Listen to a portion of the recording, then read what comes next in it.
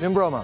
Nëse mbrëm në Oscar do të ishte ndarë çmimi i karrierës për politikën shqiptare, ai me siguri do t'i kishte shkuar Sali Berishës, ish kryeministër, ish president, ish kryetari i Partisë Demokratike, ish kryetari i opozitës.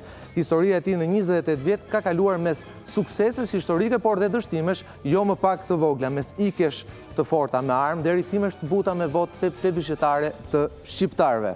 Por Sali Berisha vazhdon të jetë në skenën politike bile shumë aktiv, saqë shumë prej nesh, dhe ky debat ka qenë dhe ditë e fundit, ende nuk e kuptojnë arsyeën përse. A bën ai sikurikën, apo bën sikuri kthehet? Kjo është një nga pyetjet, do të shumtat, që do mundohemi t'i gjejmë përgjigjen sot me të ftuar pikërisht atë, Sali Berisha. Sali Berisha ka dy gjërat përbashkëta me Nelson Mandelën, Adem Demaçin dhe Pjetër Arbënorin, shifrën 27. Me ndryshimin se Berisha i ka kaluar ato në politikë aktive, kurse 3 të tjerët kanë kaluar këto vite në burg. Dhe e dyta, sa ashtu si këta 3 personazhe historik, dhe Sali Berisha ka një raport me historinë. Shumë kritik e lidhin me këtë raport dhe kritikat e tij ndaj marrëveshjes së re të Detit me Greqinë, sepse mendojnë se Berisha ka frikë se mos e quajnë tradhtar, apo e thon ndryshe sepse në këtë mënyrë në histori ai mund të futet me këmbën e gabuar. Indjeri Robert Elci ka thënë për Sali Berishën se ai mendon se çka është mirë për të, është mirë edhe për Shqipërinë. Ose në rastin e përzgjedhjes së Lulzim Bashës, çka është mirë për të, është mirë edhe për partinë.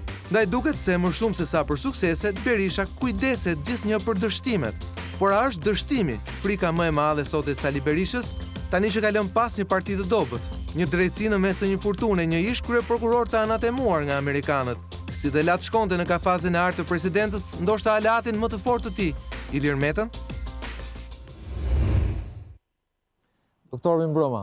Mirëmbrëma, Sokol. Faleminderit që jeni në Rrjet Store për herë të parë. Kënaqësi e madhe për mua. Edhe për mua është kënaqësi t'ju kem në këtë televizion pas gati 3-14 vjetësh që nga i qershori i largët i vitit 2005, kur mendoj keni patur një nga shfaqjet më të mira përpara fitores së vitit 2005, dhe ju falenderoj shumë për praninë sonte. Doktor, unë ju kam përballë një panel analistësh dhe komentatorësh, Agron Gjekmarkajn, Pekën, botuesin e një portali nga më të njohurit vendsyrit.net dhe drejtues e emisionit Fakt. Mirëmbrëma Çim, faleminderit që sonte me mua. Dhe Eduart Zaloshnjën, me cilin me siguri mik vjet. Bashkëthemelues.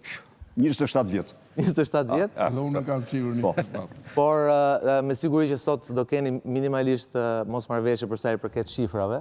Por megjithatë do diskutojmë. Doktor, në fakt do doja ta filloja në fakt diskutimin me një pyetje që në fakt e kam vënë edhe në reklamën e emisionit. A ka frikë Sali Berisha? Bravo. Unë e vlerësoj pyetjen tuaj.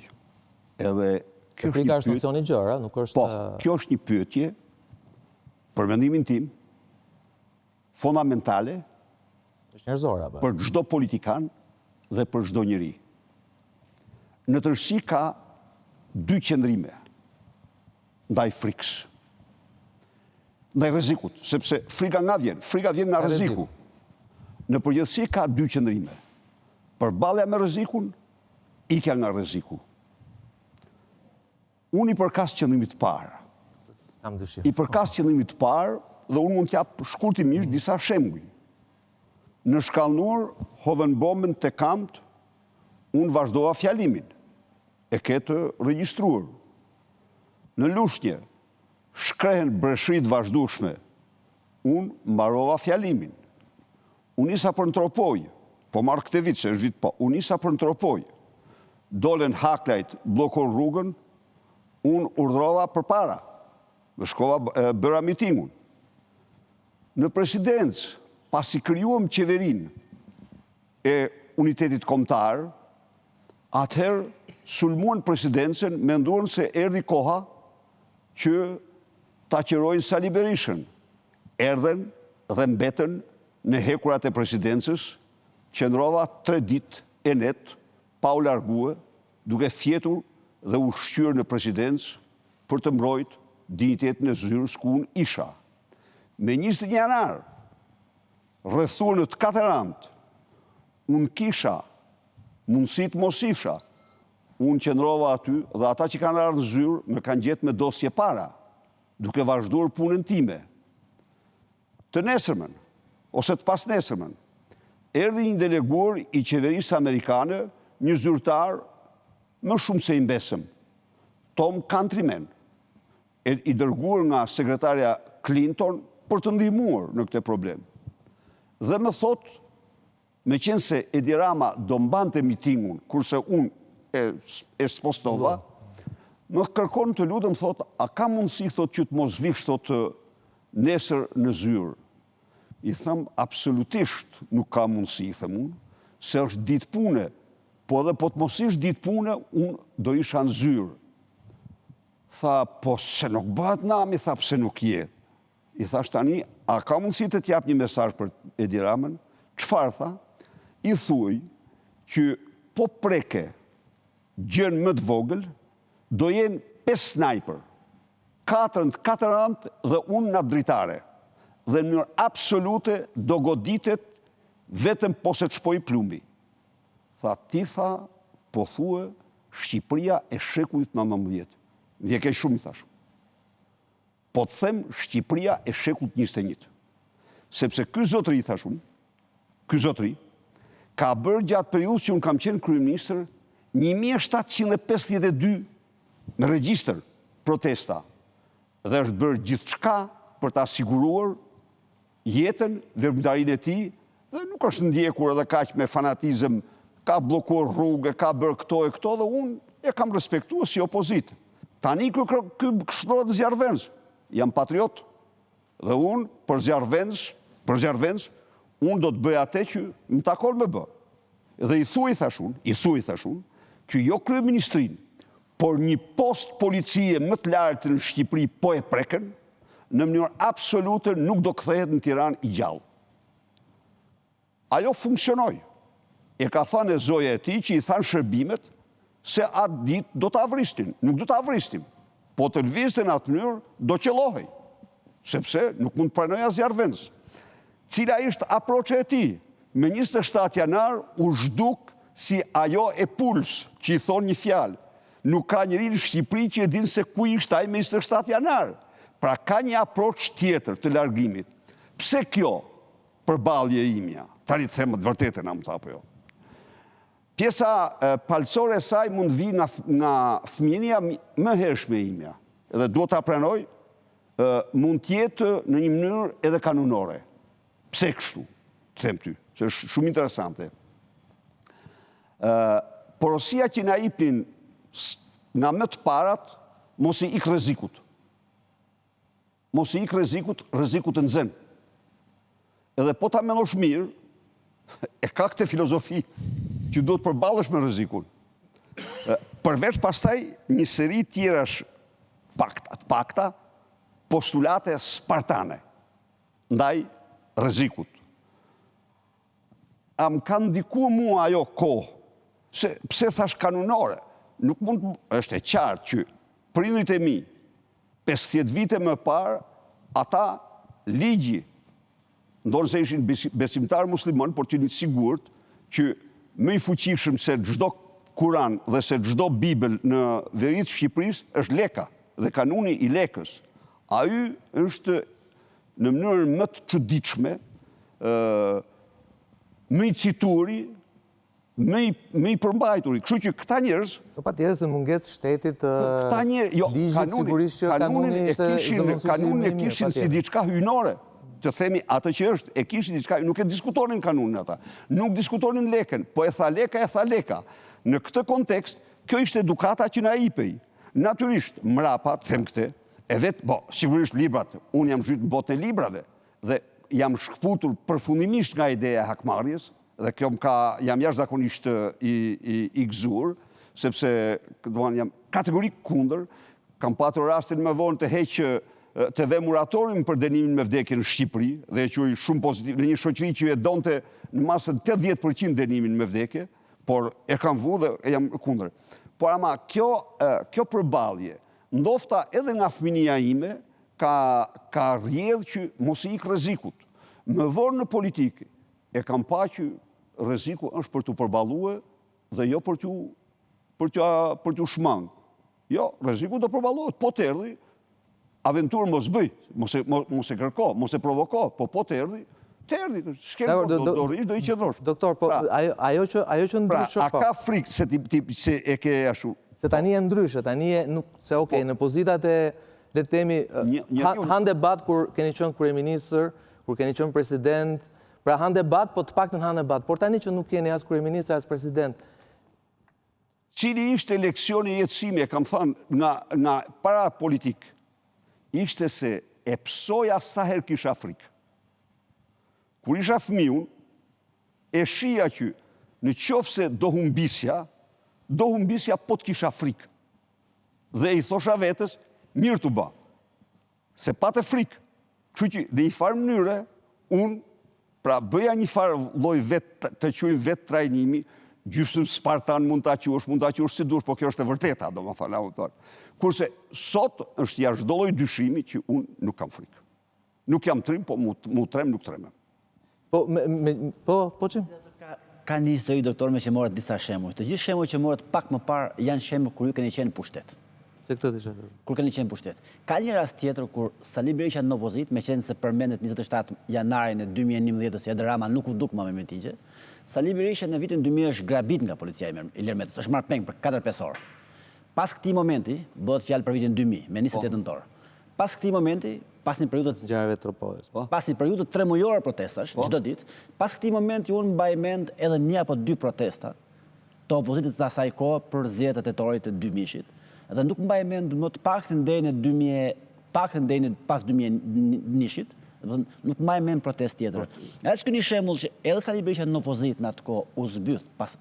Absolutisht kur jo për atë që thua ti. Kur? Do më thënë, a do të them se cili është prekupimi Sali Berishës? Se tani po rrefej këtu një gjë që s'ja kam thënë kujt kur. Prekupimi im është që të mos over, që të mos mbi.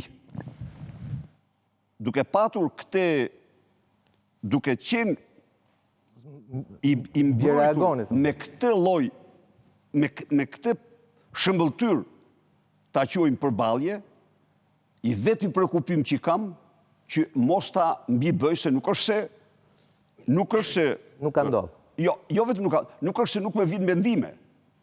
Nuk është se nuk më vijnë mendime, apo jo. Dhe unë nuk kam asnjë prekupim tjetër në këtë rast, vetëm të mos te I kaloj, sepse te I kalimi e pastaj e humbet të drejtën, po e te I kalove. Po kur asnjëherë, dhe gabimi më I madh është çdo njeri që mendon se këtë mund ta trysnoj, vetëm dështon. Mendoni që ka një trysni ndaj jush sot? Nuk e marr fare trysni. Është një reagim, unë si e marr tani, ata them këtu. Unë e marr një reagim të botës krimit ndaj meje. Dhe unë ndjehem shumë komod dhe shumë krenar. Ti mund të thuash, po ty të levërdis ta marrish këtë mënyrë. Jo, unë nuk më levërdis të gaboj veten time. Mund mos jetë e saktë analiza, por unë jam I sinqert në këtë që mendoj dhe në këtë vlerësim që bëj. Dhe në këtë kontekst, një njeri që gjatë 27 viteve është përballë pa asnjë lloj lëkundje me krimin, unë e marr këtë si një sulm të botës krimit ndaj meje dhe për këtë ndjehem shumë komod. Dhe ku ti referoni posaçërisht kur thoni lidhje me botën e krimit? Merr ti po të them ty për shembull. Merr sulmet që bën Edi Rama. Edi Rama për mua është një përfaqësues kryesor në Shqipëri dhe në Ballkan I krimit të organizuar. Marr një shembull tjetër, ja thash sotun, merr sulmet që bën Sokol Balla. Unë I di të gjitha lidhjet e tij me krim, por ndallim ama unë ja them në sy. I them zotërit I quash Sokol Gjura, sepse ka kaluar me pasaport diplomatike dhe është në Tims, fatos gjurën në kufir me Maqedoninë. I them je Sokol Jaupi, sepse Iliri Jaupi është miku I tij me ngushtë dhe është arrestuar sapo ka dalë kufirin në qafbot Jo në qafbot të 3 ura, tek 3 ura, sapo ka dalë kufirin në Greqi si një trafikant droge Iliri Jaupi. I them se quhesh po marrë rastin e fundit me që është më I fresht. I them se quhesh Sokol Hoxha, sepse do të tregoj një gjë. Në vitin 97-98 u vra një njeri në kryeministri. E dini ju këtë? Një gardist është ekzekutuar në katin e 2 të kryeministrisë. Dhe ky gardist ishte i vllai Astrid Hoxhës. Dhe unë e njihja, absolutisht për djalë të mirë, për rasti e njihja unë atë. Dhe unë shkojnë Librazht, unë dhe e denancoj aty. I them popullit Librazhtit në mitin, i them vrasja, dhimja për djalën e për këto, mërë të veshur. Një njeri çirret nga turma dhe shan. Kush ishte ky njeri, thonë ju? Ishte i vllai Astrid Hoxhës. Dhe çfarë ka ndodhur me këtë njeri? Më thanë që këtë e komandon Sokol Balla. Çfarë ka ndodhur me këtë njeri? Me këtë njeri, ai ishte i kërkuar nga Italia dhe u ekstraduar në Itali si trafikant droge. Pra, unë i marr qëndrimet e tij si një zëdhënësi të botës krimit. Dhe natyrisht jam shumë komod t'i reagoj dhe t'i përgjigjim. Po, Agron? Do që me vëmendje Rrefimin për 21 janarin dhe në harku në një kohë të shkurtër, ndoshta edhe një vit përpara, po me zotin Balla, ju e keni rrefyer këtë version, madje sonde shtuhet edhe disa detaje për snajpera që ishin vendosur në kryeministri. Mos vallë Rrefimi i shpesht i kësaj historie 21 janarit është një mënyrë për ta shndruar historinë në metaforë me vlerë për aktualitetin, për t'i dhënë një mesazh jo fort të koduar Edi Ramës. Jo, nuk e kështë aq qëllim, absolutisht. Të garantoj, domethënë, nuk është. Qëllimi im është, me atë që bëri në parlament, Edi Rama mund të mirë të çdo përgjigje ndaj meje. Me atë, ta them këtu jam i hapur. Unë absolutisht në të drejtën më të thellë kisha të drejtë të jepja çdo lloj përgjigje, edhe aty në parlament. Sa ajo nuk bëj, më vuri prit. Ai më vuri prit më në parlament. Duke thyer rregullat, Referoni 18 dhjetorit. Po, duke thyer rregullat, duke marrë pushtetin e kryetarit parlamentit, ai më vuri prit mu me garden. Prita, siç e din ti, është për t'u qa. Po të nxorin prit, po dolin prit, duhet të pres pasojat pastaj. Kjo është, pra, asnjë lloj konotacioni tjetër. Në këtë rast e bëri personale dhe unë u mendova gjatë. Personale mund t'i jepja çdo përgjigje. Në të drejtë, në doktrinën e drejtës, unë kisha t'i jepja çdo përgjigje. Unë vazhdova punën në parlament. Zoti Berisha, ju në çdo bisedë një farë mënyrë e pasuroni bisedën me ngjarje të reja, me një farë mënyrë akuza të reja për persona të ndryshëm. A mos psojnë inflacion këto akuza, të cilat mbesin nivel mediatik në parlament, ku deputeti Berisha shndrohet në gazetar investigativ apo në prokuror dhe nuk shkojnë realisht atje ku duhet shkojnë në prokurori, sepse ju keni patur gjitha pushtetet, keni qenë president, kryeministër, keni informacione pafund, mund t'i bën gjitha këto në mënyrë zyrtare, në mënyrë legale dhe jo t'i konsumoni në mënyrë retorike mediatike. Tani, ke bërë një pyetje interesante. Mund të jemi vetëm i kryeministër ose i vetëm i në Shqipëri që kam deklaruar me bindjen më të thellë, se në prokurorinë e Shqipërisë janë grupet kriminale më të rrezikshme të këtij vendi. Në prokurorinë aktuale, thoni? Prokurorinë shqiptare. Pse dhe e kam thënë, por gjërat normale harrohem, se do mahen mend. E kam shpjeguar. Sepse ata janë tregtarët më kriminal të dosjeve. E kam thënë kush e disa herë. Dhe unë dija veprimtarinë e tyre të paimagjinueshme, shumë më tepër se qytetarët nuk janë gjatë gjykatësit se çfarë bënin prokurorët me kriminalët. Se si ata shistin dosjet, se si ata gjobistin. Pra, prokuroria e Shqipërisë ka qenë, edhe kam deklaruar, dhe absolutisht nuk ja heq fare këtë, institucioni më inkriminuar, ndoshta me shkallin kriminimi të përafërt me atë që ka patur në diktaturë, tani jo me politike, por biznes dhe shitje dosjes. Ju, në qoftë se shkojmë prapë, sa herë kam denoncuar unë shitjen e dosjeve nga prokurorët, sepse çdo dosje ishte ligji, para 7-8 vjeç, dilte në treg. Ishte rregull kjo, dilte në media, çka s'ndodh në asnjë vend të botës. Ndaj dhe, por prokuroria e Shqipërisë ka të drejtën ligjore që kryesisht të nisë çdo hetim. Kaq është e gjithë. Dakor, vetëm një gjë, Zaloshnja, mua nuk kujtoj, po ju a marrë mirë qënë ato që thoni që ju e keni kritikuar prokurorin. Me 10 herë i keni... Pa tjetër, po ama nga ana tjetër, ka dhe një perceptim, ndoshta e më gabim, kolegët e mund të korrigjojnë apo ju, që ka një perceptim që ju sa kohë prokuroria drejtore nga një tjetër person, jo nga zonja aktuale, le temi ju kishit një tjetër approach me prokurorin.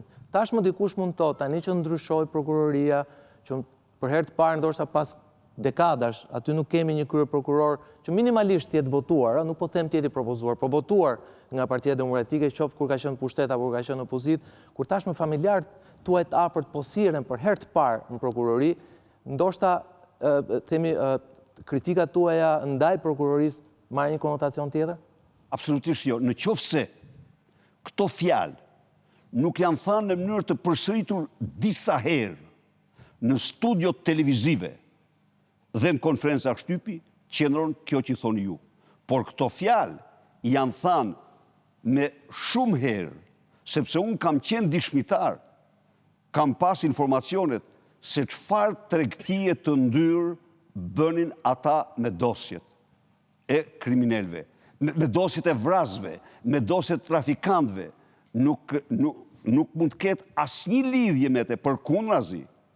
Për sa i përket thirrjes Djali tim do dalim pak më vonë, unë ndjehem shumë i nderuar se është vepër kryekputje e Edi Ramës, për çka ç'është e vërteta unë nderohem. Po, Zaloshnja? Do bëj një koment vogël, në fakt, duke nis nga pyetja jote dhe duke ngacmuar një kujtim nga fakti që natën e parë kur i vum emrin PD-s kemi qenë bashkë atje dhe mbaj mend që ndark, mbasi po ecsin po shkonin në shtëpi, shkova mbajta një dy shënime. Mbaj mend që kam shënuar këtë gjë për doktorin dhe për ndjes pas Gramos Pashkën. Doktor Berisha, kam shkruar dhe e ruaj atë shënim, duket që ka një marrëveshje me historinë për të ardhmen. Ndërsa i ndjej Gramos Pashkën duket që ka një marrëveshje me postin e kryeministit të ardhshëm. Dhe i mbetëm kësaj bindje dhe sot që faktikisht që atë natën e parë që themeluam PD-n, ju duke që kishit një marrëdhënie me historinë kryesisht dhe ndoshta frika që pyeti Sokoli tani, është pikërisht me ato që si do mbetet në histori Berisha. Sepse se mbash në histori futesh o për dështimet o për sukseset, a? Po, dhe në mbyllje të gjithë historisë, pavarësisht se deri më sot ju keni pas postet më të larta që mund të ketë dikush në këtë vend, pavarësisht se nuk jeni më kryetari, zyrtari PD-s, por e di çdo kush edhe bebja e di që jeni një nga politikanët më të rëndësishëm dhe mbeteni politikani nga më të rëndësishëm. Por me ardhjen në krye të prokurorisë një krye prokurore të re që është e përkohshme, po që mund bëhet e përhershme, dhe që është propozuar dhe votuar nga kundërshtari juaj politik. Era parë që ndodh kjo. Jo, s'është era parë, po... Jo, votuar, flasë për pas shumë votim. vitesh është era parë. Nuk është era, është Arben Rakipi. Po, Arben Rakipi në të shtatë. Mbas një kohë shumë gjatë. Se dhe Rakipi u hoq kur bët marrëveshjen me Nanun, i pari që ikuj... Me metën. Po, i pari që ikuj Rakipi. Do bëhet dhe një ndryshim i gjithë gjykatave. Do krijohet dhe një gjykatë speciale që do merret me politikanët. Pra, në të gjithë këto ndryshime që do bëhen, duket që PD-ja nuk do ketë më se tuash atë votën e saj. Dhe ndoshta ky mund përbëj rrezik, sepse s'do kemi më një gjykat ku një raport i FBI-s shkon në këtë gjykat dhe nuk merret parasysh raporti i FBI-s për 21 janarin, po merret raporti i njërit, nuk e mbaj mend se kishte mbi emrin ai, që plumbi bëri rikoshet ke gjethet e pishës dhe shkoi vrava të tjetër. Pra, kjo mendoj unë përbën rrezik real në lidhje me historinë. Sepse unë atë di që juve sapo e thatë dhe mund ta keni thënë shumë studio tjere që prokuroria është e korruptuar, gjykatat janë të korruptuara dhe ai vendim që mund të merret nesër për ju ose familjarët tuaj do jetë vendimi marrë nga i shtyr nga Edi Rama, i motivuar politikisht, e korruptuar. Po. Tani, marrim rastin konkret. Në mënyrë absolute asnjë lloj shqetësimi mbi tokë përveç dhimbjes që e kam shpreh atëherë për për viktimat të cilat... Një nga rast. Po, prit, jo, e marrë Deti është 21 janari etj. Nuk mund të kem, pse s'mund të kem, sepse kam qenë në zyrën time i sulmur dhe i vendosur, pa asnjë lidhje, urdhri apo diçkaje tjetër me ata që ishin jashtë, sikur i vendosur që secili që të guxonte me hy brenda, të mirëte atë që meritonte. Ata vranë me duar në xhep apo Prit, jashtë, ai tjetri u vra atje. Më fal, janë të ndryshme. Çfarë do thotë kjo? Ata që do hynin brenda, do ishte urdhri Sali Berishës për të mos thënë dhe gishti i tij. Ata që do hynin brenda. Po. Ata do përballeshin krejt tjetër. Ata që ishin jashtë në mënyrë absolute, asnjë urdhër. Po pse u fshi serveri kryeministrit atë? Prit një minutë. Asnjë urdhër, asnjë fshirje, asnjë lidhje, zero lidhje me Sali Berishën. E vetja lidhje ishte që unë kam qëndruar në zyrë, por e din çdo njeri që çdo lloj force do përdorej në qoftë se do hynin brenda në territorin e kryeministrisë. Kjo është e qartë. Kaq. Dakor, doktor. Pra unë kam zbatuar ligjin. Më fal një minutë. Tani them ty. Shiko, më fal një minutë. Thekte, kush ishte komandanti i grupit zjarrit? Kush ishte? Është sot kryetari i Partisë Socialiste të Matit. Nuk ka rëndësi. Jo, më falni një minutë. Ju po thoni që... Jo, priti minutë. Të flas dalë. Sa i ka pas urdhër. Jo, them këtë unë. Kush ishte kryetari i grupit zjarrit? Është kryetari i Partisë Socialiste të Matit. E përsej Edi Rama për socialist? Jo, nuk e them. Garda zotëri, cili do që lexon ligjin, ka zbatur ligjin. Në çdo vend, me atë ligj që kanë bërë socialistët dhe jo Sali Berisha. E ka për brenda... Prit, jo, më fal, lexoje ligjin. Eduart, lexoje ligjin. Po e gjuajtë ushtarin me gur, më fal një minutë, po e gjuajtë ushtarin me gur, ushtari qellon një herë në ajër. Po e gjuajtë për shdyti, të qellon në këmbë, po e gjuajtë për shtreti, ushtari ta zgjeson. Pa ishte me duar në xhep, Jo, minutë. Me gur. Tani flasim këtu. Ushtar ku gjuajtën me mira gur, u gjuajtën me kallëp dinamiti. Po jo këta që u vranë. Të lutem një minutë. Ai po shifte këtë kamerë, ishte me kameramanët. Çka do thotë që nuk u vranë me sniper? Priti minutë. Jo, u vranë me... Jo, ora u vranë, unë nuk them që s'u vranë dhe është keqardhje. Tani, edhe një herë. Është keqardhje, nuk u vranë me sniper. U vranë me automatikën e gardës. U vranë nga njerëz të cilët rreguan siç thot rregulloria, a duhet të qellonin te kamp apo drejt. Kjo është pastaj në vlerësim. Por ata kanë zbotuar ligjin. Vetëm një kurse, priti minutë. Apo tani vim tek serveri. Zotri, do të dish një gjë. Në Këshillin e Ministrave të Republikës së Shqipërisë dhe në çdo këshill ministrash, në çdo presidencë, në çdo ndërtesë kuvendi, ka zyrë sigurie, e cila ka zero lidhje me titullarin dhe punojësit e tij. Është e tëra në Shtetet Bashkuara në duart e shërbimit sekret, në Shqipëri në duart e shërbimit sigurisë gardës dhe nuk kanë në absolute asnjë lidhje me titullarin, as shefin e sektorit, se s'ka sektor sigurie në Këshill të Ministrave, as sekretarin, as sekretarin e përgjithshëm, as kryeministrin dhe kryeministri, unë personalisht, nuk kisha ide mbi tokë se kishte apo s'kishte një zyrë të tillë. Kaq është gjithë problemi. Jo, e vërteta të bëjmë transparencën. Ndoshta... Vërteta juaj, se ne s'kemi qenë ato. Jo, ju them unë të vërtetën. Doktor, do doja vetëm... Dhe jam i bindur që sot Edi Rama nuk e din ku është zyra e sigurisë. Në qoftë se është aty. Sot Ilir Meta nuk e din që ka një zyrë sigurie. E cila çfarë merret, ka ato aparaturat me kamerat, me gjërat, ato janë punë të gjitha të gardës, s'kan asnjë lidhje. Doktor, me titullarin. Ju bëj një pyetje që në fakt ndoshta duhet ja kisha bërë në intervistën e dhjetorit të 2016 kur i folët shumë hapur atë natë me mua në Top Story. U të bëj një pyetje, se çështja e dy standardeve këtu. pse një politikan mund të vrasi me armë për të mbajtur pushtetin dhe të quhet burr shteti, dhe një politikan tjetër të sulmoj kryeministrinë dhe të quhet kriminal?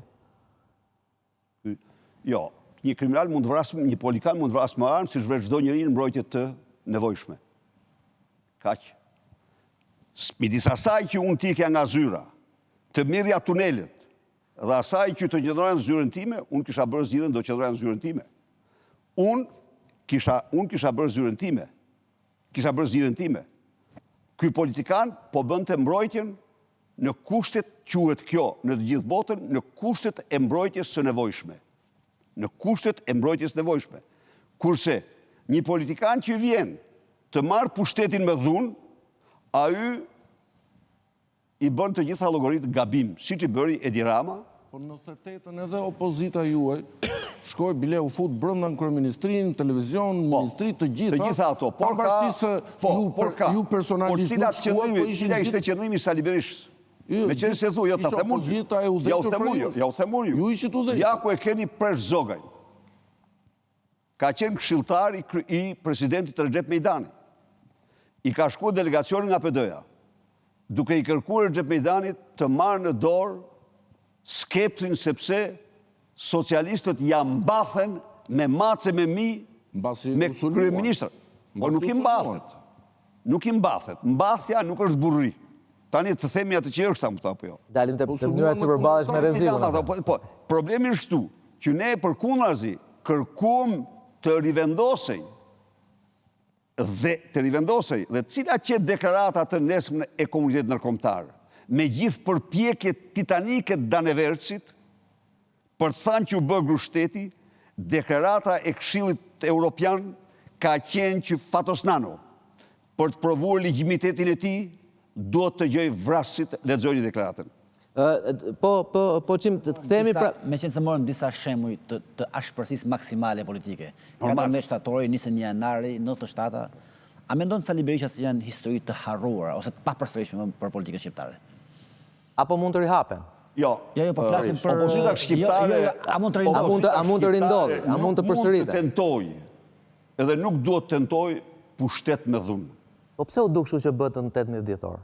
Urdhë? Pse u duk sikur dha disa reminiscenca apo disa sinjale me protestën e 18 dhjetorit? Në mënyrën se si u soll opozita brenda dhe jashtë parlamentit. Mënyra më paqësore. Pati thirrje për të futur në parlament. Po mirë. Nga aleatët tuaj, po. Thirrje, shikoj, më falë një minutë. Tani do të themi gjë. Për të futur në parlament, nga pikpamja teknike, nuk është gjë e vështirë. Janë futur në parlamente me 10 herë. Hyn, po e ndave mendjen, futesh... Për mendjen po flasim. Një çmim. Për mendjen po flasim. Ishte ndarë që të mos futen në parlament. Kjo ishte e vërteta, domethënë. Dhe gjithmonë ti ke njerëz, unë të them ty që me datën 27 janar, 10-15% e njerëzve mund të kenë qenë të mendimi që hajtë ta fshi qeverinë. Absolutisht, tani ti nuk mund t'i ndash, nuk mund t'i përjashtosh ata mos hajde ti, por... Jo, po flasim për bariu, nuk flasim për njerëz. Në parlament, qëndrimi ishte të mos futën në parlament, qëndrimi, si që di unë, që ma kanë thënë mua, dhe në protestën masive, ishte që tjetë protest paqësore. Kjo është, dhe unë mendoj që opozita duhet të përmbahet atyre parimeve që ka shpallë që në themelim në saj. Doktor, ju kam dëgjuar në një intervistë me Jeni Vasilin, tek Studio e Hapur, dhe themi një interpretim shumë i thjeshtë. I thjeshtëzuar u duk sikur e shitet Adriatik Llalla. Urdhë? Sikur e shitet Adriatik Llalla. Absolutisht as se shita, as se bleva. Që t'jem fare i sinqert me ju.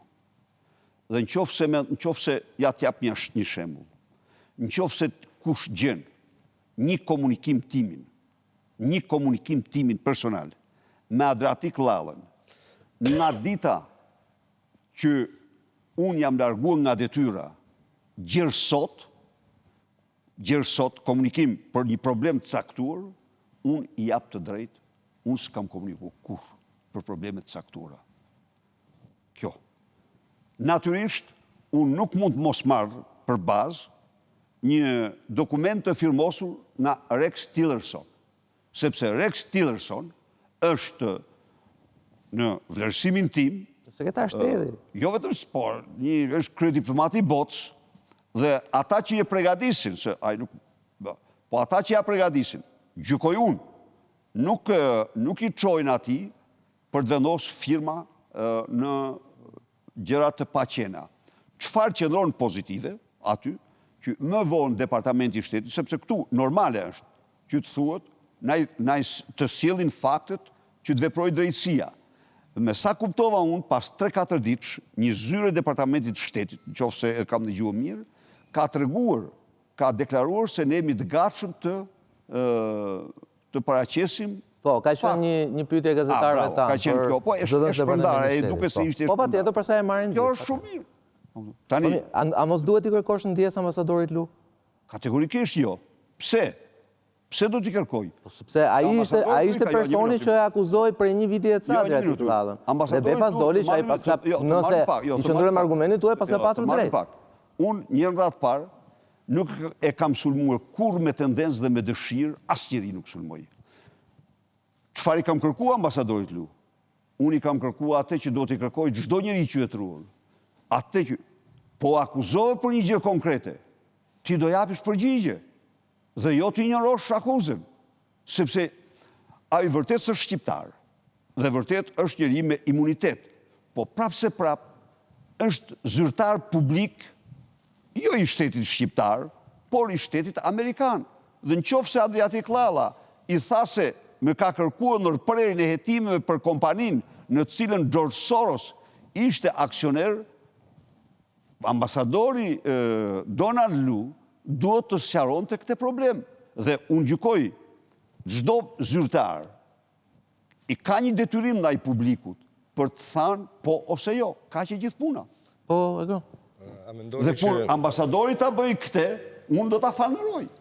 Po, unë shoh që akoma nuk përgjigjet, po. Ambasadori Lu ka një kontribut, le të themi, në përgatitjen e dosjes së Adriatic Lallës në Departamentin e Shtetit dhe vetë akti Departamentit Shtetit është një gjest simbolik që i flet politike shqiptare si të majtës, ashtu edhe të djathtës për ndëshkime të reja.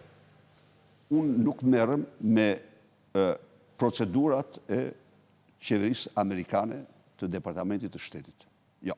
Ato kanë rregullat e tyre, kanë agjensitë e tyre, bëjnë verifikimet e tyre e tjerë e tjerë. Kështu që mua nuk më takon të hyj të komentoj mbi veprimtarinë e një qeverie. Në fakt, në lidhje me ambasadorin Lu, ne kemi pasur një rast ngjashëm me ambasadorin Withers.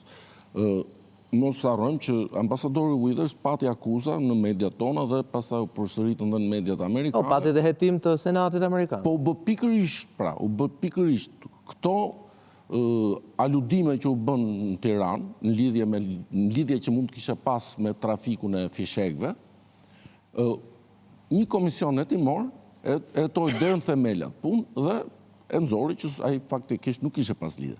Pra, ajo që duhet të them është që në rastin e Luz duket që akuza që i bëri publike ish prokurori jon në një studio televizive, ajo akuzë duket që s'ka ngritur në një sinjal alarmi në Washington, se përndryshe do kishim pa diskutim një seancë të paktën një seancë dëgjimore në komisionin e jashtëm të Senatit. Asnjë të dhënë dhe asnjë interes apo follow-up se çfarë ndodh në një deg të një qeverisë më të madhe të botës dhe të një vendi mik. Nuk di asgjë se çfarë ndodh lidhur me këto që me këtë që tash duhet nxjerr këtë konkluzion që duket që ambasadori Lu e ka mbështetjen e plot, jo siç aludojnë mediat tona, që meqense është ndryshuar administrata nga Obama tek Trumpi, dhe ky ambasador nuk e ka më mbështetjen e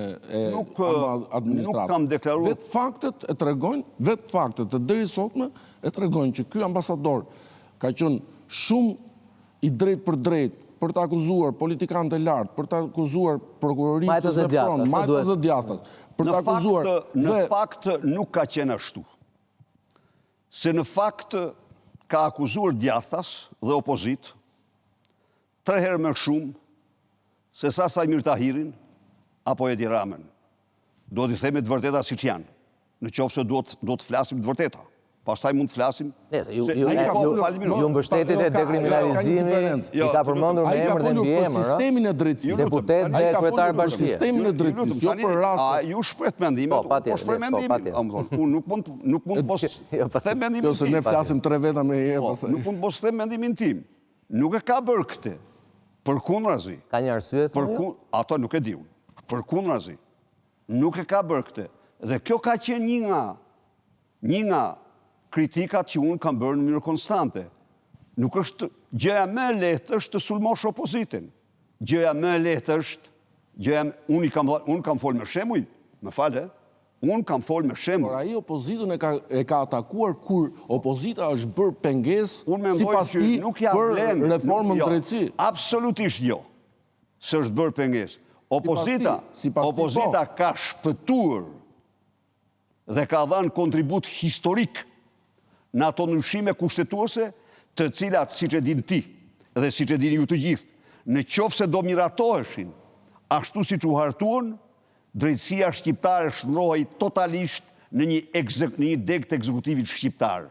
Po që ne, që insistuam me Komisionin e Venecias, që ne që dërguam draftet të Komisionin e Venecias, që ne që ngritëm zërin dhe përballuam të gjithë peshën, që amandamentet kushtetuese u ngritën në një standard të kushtetutshmërisë, që amandamentet kushtetuese, dhe kjo u bë 2 herë. U bë kjo pra pas një lufte, pas një beteje, jashtëzakonisht të vështirë. Dhe kjo unë mendoj se i dha një kontribut, i dha një kontribut historik opozita këtu. Tjetër punë se mbi këte pastaj krijoj dhe pak kënaqësi të mëdha. Nuk mund t'i mohoj gjëra, do t'i analizoj si që janë. Pra ju thoni tani, po, Peka, po. Me qenë se përmenet ambasadorës, në fakt u kam i qasë krejt tjetër. Urdo? Në fakt, doktor, të kjo qeshtja e ambasadorëve, me gjithë se konsiderohen si politikani mos sovranist, në gjykimin tim, edhe ju keni ceduar në këtë aspekt. Sigurisht që konceptin mbi sovranitetin ka ndryshuar, por Republika Ambasadorësh, si që është kthyer Shqipëria, sado të kesh respekt për alatët, unë nuk di vend tjetër po flasin për Europën. Kushdo qofte Rrefimi, sado kundëstime mund të kemë, kur një ambasador nuk mund të jetë më rëndësishëm se kryeministri i vendit tim. Vetëm ta marrë analizën. Nuk ka vend të dytë në botë, madomendja, që gazetarët vrapojnë si spion ordiner tek dyert e ambasadave për donacione, për një kafe, për një drek. Nuk ka ambasador në botë që flet në emër të kryetarët shtetit dhe del të flet 30 herë në ditë, sikur Donald Lu apo George Bush apo Barack Obama nga mëngjesi deri në darkë gjykojnë dhe mendojnë për Shqipërinë. Këto e kam më shumë për kolegët. Në këtë aspekt, le të shkel Edi Rama çfarë të dojë, por unë nuk e perceptoj dot që një ambasador mund të jetë më i rëndësishëm dhe më vendimar se kryeministri i vendit tim. Në këtë aspekt, ju vërtet keni qenë ndryshe tjerëve. Por kryetari aktual i opozitës është absolutisht jo dele, po super dele në raport me diplomatët e huaj në Tiranë. Sepse ajo që është bë opozitës për reformën drejtësi, pasi ka dhënë konsensusin, pasi është rënë dakord gjithçka. Dhe absolutisht me ndërmjetësimin publik të Donald Lu për ta prishur atë konsensus vetëm me qëllimin që reforma kalon të pa opozitën, kryetari i opozitës të mos dalë dhe të paktën publikisht me atë njëri të mos ndërpres raportin, është pa diskutim, jo yes man, po është... Se ka luksin opozita shqiptare të ndërpres marrën me ambasadorën e Bashkimit të Amerikës. Në rast konkrete? Në asnjë rast. Në çfarë? Po më shkoni ke dy ambasadave dhe raportoni spionin gjithë. Është vetvrasje politike. Njeriu ka integritet. Ky është vend i lirë. Gazetarët mund shkojnë ku duan, ku kanë dëshirë. Po nëse është vend i lirë, ku në Kurrës nuk mund të jetë shefi i opozitës. Unë nuk po dua këtu të marr mbrojtje njëri, por një mënyrë absolute në qëndrimet e opozitës ndaj të gjithë atyre përpjekjeve për ta shndruar drejtësinë shqiptare në deg ekzekutive, siç po shkon, ka qenë kryetari i opozitës. Ka qenë kryetari i opozitës dhe ka përballuar presione nga më të mëdhat. Por ka një gjë. Njeri është ai ka qenë dhe diplomat, tjetri është më vokal, dhe këto nuk thoj. Por kjo nuk është ashtu si thoni ju. Kryetari i opozitës ka ruajtur dialog konstant me ambasadorët, me ambasadorin Lu në veçantë, ka ruajtur dialog konstant, por në absolute ka marrë qëndrimet më të vendosura që unë di. Po, dakor, doktor, po vetëm në rastin e marrëveshjes të 17-18 majit, unë kam pasur zotin Paloka në emision në dhjetor në Top Story, kur ishte në Top Channel, dhe ai pohoi publikisht se ne na kërcënuan ndërkombëtarët. Dhe pyetja, unë ka qenë dhe Çimi në atë emision. Po, dhe pyetja e Çimit që shumë e drejtë. Ty mund të kërcënojnë, por nëse nuk je diku i kapur, i shantazhueshëm, kërcënimi pastaj mbetet thjesht verbal. Tani, ma the këtë, po e kështu ka thënë. Tani po tham mendimin tim. Mendimin tim. Sali Berisha absolutisht ka qenë për marrëveshjen. Pse? E kam thënë. Unë, sado që ju mund të thoni, por midis asaj që të shkohet në zgjedhje pa opozit tani, dhe asaj që të shkohet në zgjedhje me atë marrëveshje, unë kam quajtur marrëveshjen. Për arsye se shkorja në zgjedhje pa opozit është një gjëm për vendin. Është një gjëm me pasoja të paparashikueshme për vendin. Shkorja në zgjedhje pa opozit. Është vërtet që këtu te ky vendimmarrje ka ndikuar, thuhet, një telefonatë negociatorit amerikan me ju nga zyra e zotit Basha? Të them unë ju, absolutisht s'ka asnjë sekret. Hojt i, ja u them unë, po, erdhi para Hojt i, erdhi për mua një politikan briljant, McAllister, për mua. Por, mënyra se si e inkapsuluan, punuan më shumë për dështimin e tij sa për suksesin. Kja u them haptas këtu. Në një kohë që vërtet, ai vinte nga Partia Popullore, dhe një njeri me një karrierë briljante, gjerman, isha personalisht, aqsa kisha thellësisht i interesuar për suksesin e këtij njeriu.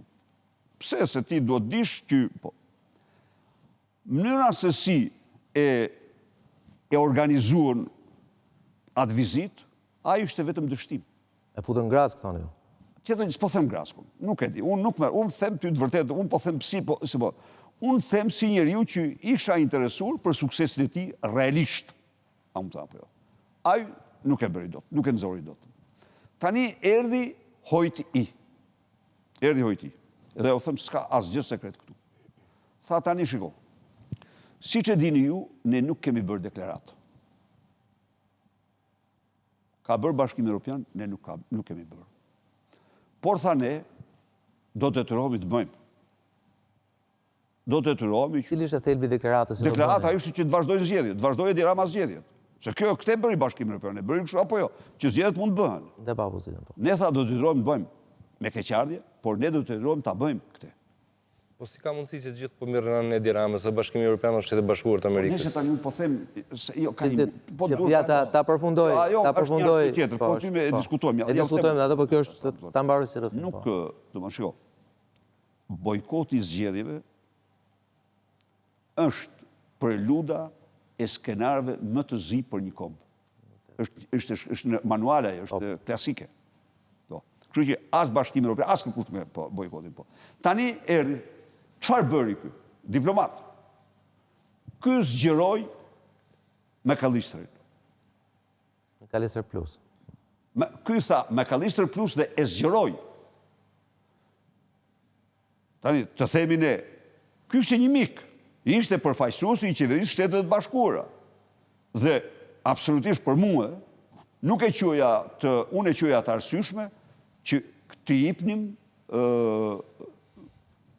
të themi suksesin e negocimit, apo jo. Kjo unë veten time. Dhe me qenë se